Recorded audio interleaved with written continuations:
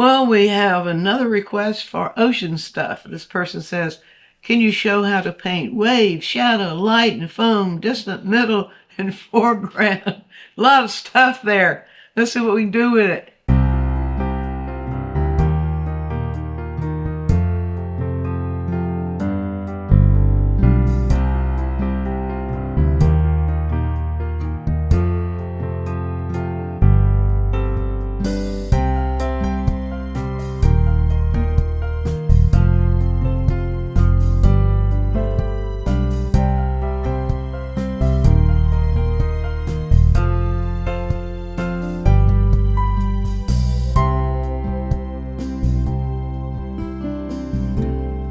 Well, you'll never know how to do this stuff if you just call it that. You only learn how to paint by observing. Well, a lot of people will paint by formula. Well, if I mix this and this, I'll always get this. And you always paint foam this way. You always paint sea this way. You always paint waves this way. No, no, no, no. Do you know that there's so many variations on the ocean itself that the only way you're going to be able to paint any scene from the ocean, any part of the ocean, is to learn how to look at it. That's all. What are you looking for? Because if you go in, just go to pixabay.com. If you live on the ocean, you already know this. Go to pixabay.com. Search in the videos for their videos on ocean. And then look at how many different variations you'll find on what the ocean's doing. Weather changes, weather changes, different times of the day, all kinds of different formations. It's amazing. Well, what I did was I pulled one of those videos and I just caught a frame of it. That's all. Because there was so much going on in there. I just caught a frame of it. And what I was looking for in that frame was waves, let's see, shadow, light, waves, and foam. Yeah. There's not a lot of distance here. Distance in the middle and the foreground. There's not very much of that here because this is a more direct, close-up view of what's going on in this particular ocean scene. But if you'll go to Quick Tip 583, we filmed just before we filmed this one. I'm showing something of distance, so how to observe for distance there. So what I'm going to do here, I'm not going to take the time to try to paint the whole thing because these quick tips we try to keep short. We try to show you something you really use in this short span of time. You go practice what we show you and you'll be surprised at how it's going to improve your painting. What I want to show you here is our observation. What are you looking for heaven's sake? You're looking for value changes, you're looking for directional changes, and you're looking for color changes. Just those three things, and you will be able to observe. You train yourself to see it like that. So what do we mean by value changes? Look up here. We've got dark, very dark, dark, dark, dark, dark, dark. Got same darks or similar darks doing stuff in here. You've got middle value. Darks right here we've got in, as this moves up, you've got more of a middle value. Here, between here and here, you've got a moderate value contrast. Not the strongest, not the weakest. Same thing right here. And you see you've got, it gets a little lighter here and a little bit lighter here. And then over here where you see all this foam and splashing and stuff, it gets much, much lighter. What direction is it moving in? That's one of the things. Well, look at that. You look for the lines that you can see, the movement. You can see a movement going in this direction and this direction, and all these. You see the direction that's moving in? We see this going in this direction. And down here you see this moving in this direction. You see a little zigzag going on here. You'll see lots of little difference of zigzags going on when in the movement of the ocean. You see something of that going on here. You see where that change in direction as the value changes. And you certainly see a lot of that in that foamy area there. What color are you seeing? Now, don't just say, oh, I see cerulean blue. Where? I don't see any cerulean blue. Think the color name. What are the colors themselves doing and how saturated are those colors? Now, what I really see I put the color wheel up here and you'll see it too, I hope. What I really see is I see blues here that are leaning towards green. Not quite this blue-green yet, but there are blues leaning towards green. I see also right in here some violets, red violets, or at least just violets popping through right up in there. Very desaturated, but it's reflecting the light, reflecting the sky, and anything else that might be going on. So look for the colors you see, look for the values you see, and look for the directions you see.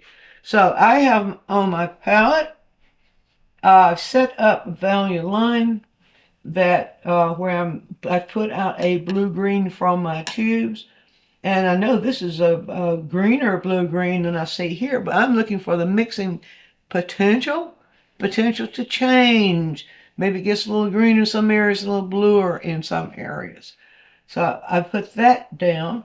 So that is, if you wanted to know from a tube, it's the Rembrandt Viridian. No other Viridian will do this like this. Only the Rembrandt Viridian, and I don't get any compensation from them when I say that. It's just because my experience knows that. I need the ability now with that to create that violet that I see, and also the desaturation. And I know that red violet will do that. This right here, mixed into this right here, will give you that blue-green, that are desaturated blue-green, and you can lean it towards violet and lean it more towards blue-green. And look at why. Look at what's in here. We have the blue and the blue-green, and we have the blue, and we have the yellow, a little bit of yellow in that blue-green. But look at what we have over here in the red-violet. We have some red in the red-violet. We have some green in the blue-green. And then we also have some blue in the blue-violet. We have blue and blue-green.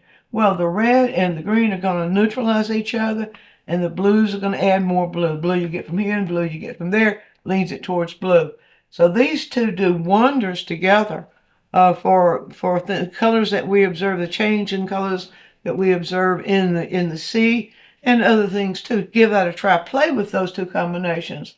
If you have any blue-green with any red-violet, but especially I know what that Rembrandt Viridian does wonderful things.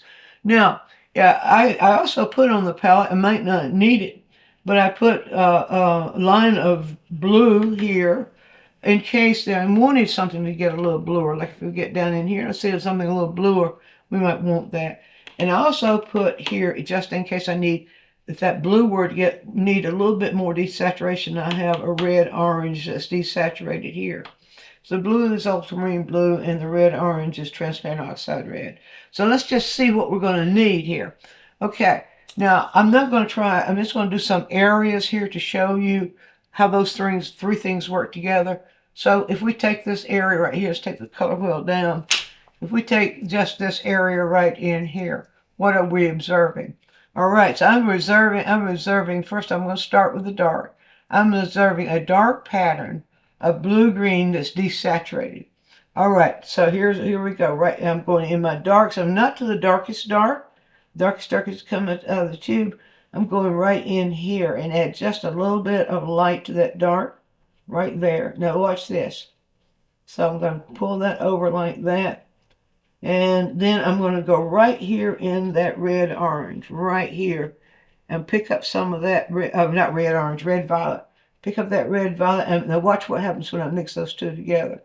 Look at how that changes. Does just exactly what I told you it was going to do when I mix those two together. And you see now how much darker it appears in that desaturated version. So if that probably most likely is going to give me very close to that dark I'm looking at right there, that dark blue-green. Now let's see, let's just do a little something right down here just to show you what we have there. Look at that. Look at that. Isn't that lovely? Now, if I wanted that bluer, and you see that this is what we're observing, like right in these areas right in here, then I can go right up in here, add a little bit of the ultramarine blue to it, to that part right there. Add it right in there, and let's see what happens now. Put it down here, and let's take my finger spin. It got just a little bit bluer right in there. So I'm just going to start right up in here. Now, what are we observing? In this dark, we're observing a movement that goes like that, and that dark, and we're observing kind of a little zigzag on the end of it right there, just like that. And then we're observing that dark blue's down. If I will use a flat brush and move it back and forth as I apply the paint to the canvas and allow it to move in this direction, same direction I'm seeing there, you see how that translates. And so I can just do that as a repeated pattern, that sort of movement. Now, same thing right here. All right, let's just do the same thing here. We need this movement to come about in this angle right here. I'm going to leave a little space right there for that lighter part. And let's go back into this and load the brush again. I see it needs to be a little bit bluer. That blue may be getting a little bit more desaturated, so I'm going to pull just a little bit of this red-orange into this edge right here. And just mix that in really, really good. Let's see what it gives me when I do that. Okay, that's a little too much of that red-orange. So let's just go back over in here and add some more of this other stuff to it. Let's see what that gives us. There we go. We're exactly where we need to be right there. See that? All right, now let's just do that right here. This part right here, throw that in. I'm just going to work it up in the direction I see it moving, just like that. Just in the direction. See that direction right there? All right, so now we could just continue doing this sort of thing right here. In fact, I think it wouldn't hurt to have some of this more desaturated version up here just a little bit. We continue that movement. I like to put the darks in first, and then we go from the dark to the next value. So I'll wash the brush out really, really good, and I'll rinse the brush out really, really good. I'm using the Gamsol. I only use Gamsol to rinse. This is for oil, by the way. This technique or this approach, the approach of finding your color works no matter what you're using. Find your color from the color wheel, then choose whatever you have available of that color. But the mixing principles will work the same as far as what color goes into what color and what it does when that happens. So now I'm going to go in here, and I want this value of this color. Now let's see if I go right up in here. That's that is a dark middle value. And when I set up my palette, I set it up in a value line so that I will have my value areas that I can work in. So if I'm working in a dark middle value, I'm right here. So I will go into that area. First, I'm going to find the value, or close to that value. And if I squint, it's pretty close to that value. You see, it's just a little bit lighter. It's what I really call a moderate shallow value if we're painting landscape. Let's see, get it? That's all. Yeah. Oh, I've almost got the color I need too. You see that? Put just a tad more. I'm going to that same value area of my value line. So that same value area down here. Add just a little bit more of that red violet into that. Mix it really, really good to get that more red violet. Now, one thing I want to point out that may help you, red violet, quinacridone violet has a high tinting strength, very high. And the Viridian has a low tinting strength. So it takes very, very little red violet to change the hue of blue-green or this Viridian.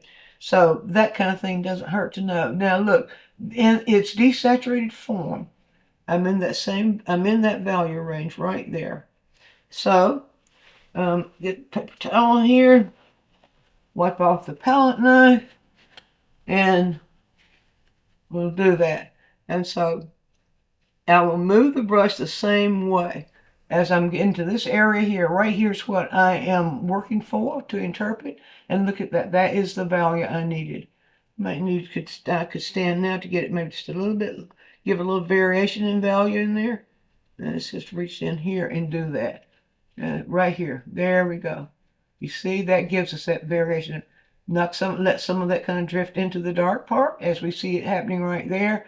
Using the tip of the brush and that back and forth movement, allowing it to move, the back and forth movement of the brush, and allowing it to move in this direction. So we're following the value, we're following the color, and we're following the direction. I see it getting a little bit lighter, so I move back into my mixing pile, take the same colors that I did use before, and let it get a little lighter where it's getting a little lighter. And as it comes down and it gets a little lighter, do that too. and keep your eye on your subject so that you can have a guide here of what to do.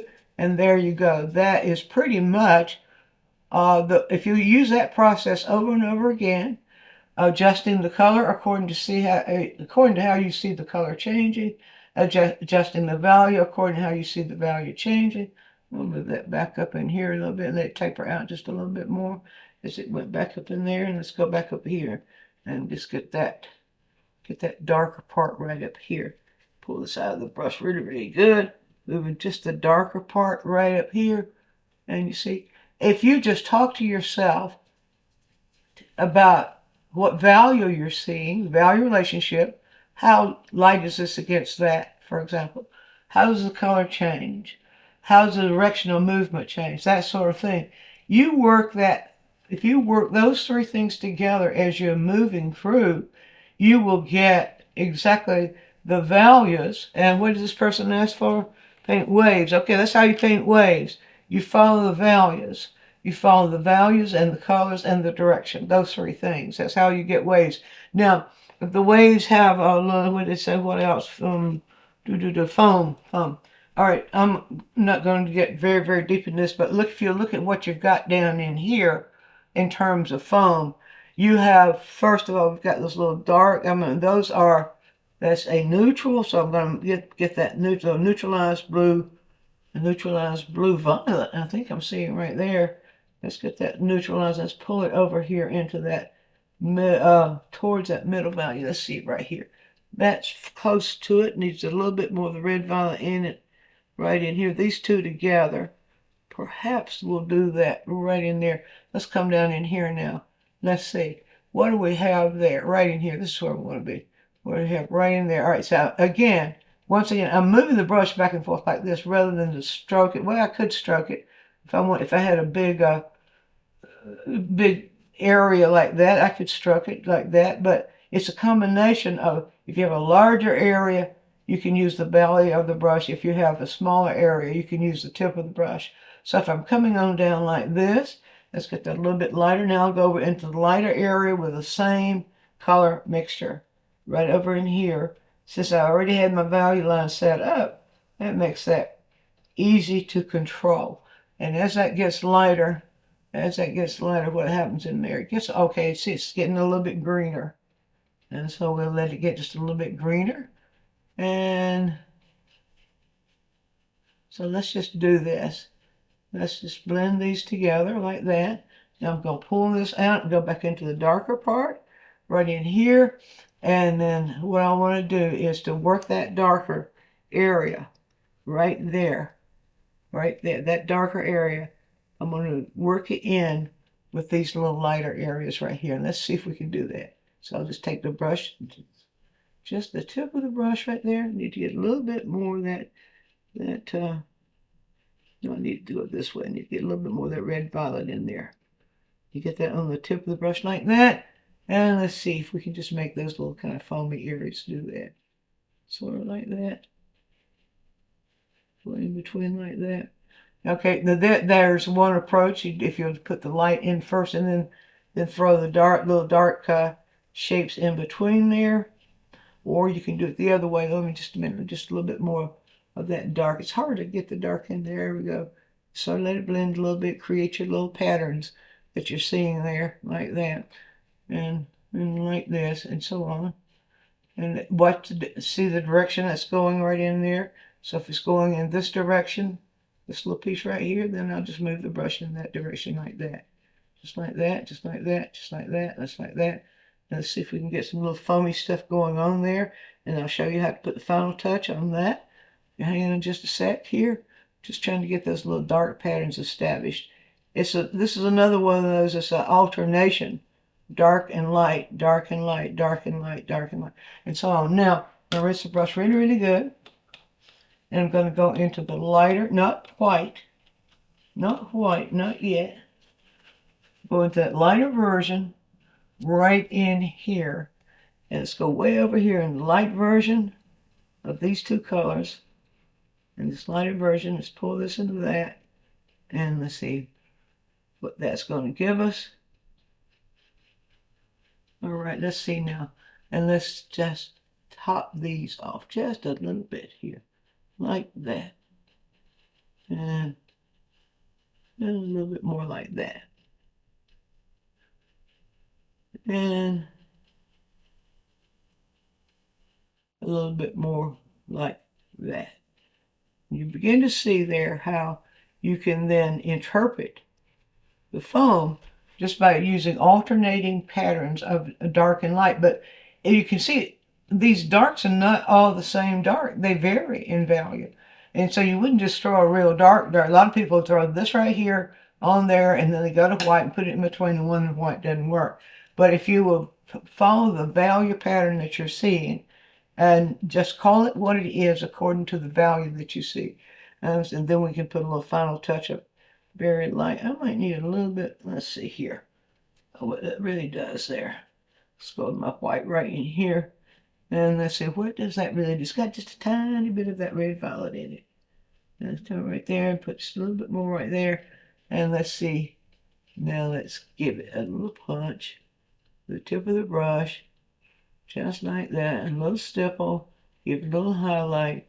And you see, that will give you the foam. Technique.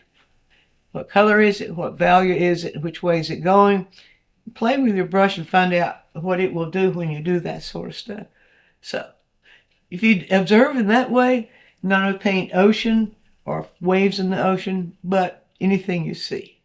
Be sure to view all of our quick tips. And while you're doing so, subscribe to the channel, click on the bell so you'll always get a notice when we produce a new quick tip, which is every week. And if you have a question, leave it in the comments section and we'll make a quick tip for you. Also, take a trip over to DianneMize.com where I have full-length lessons, downloads, DVDs, lots of other stuff there, some free stuff for you. And while you're there, you can subscribe to the newsletter, and that way you'll always be informed every time we do something new.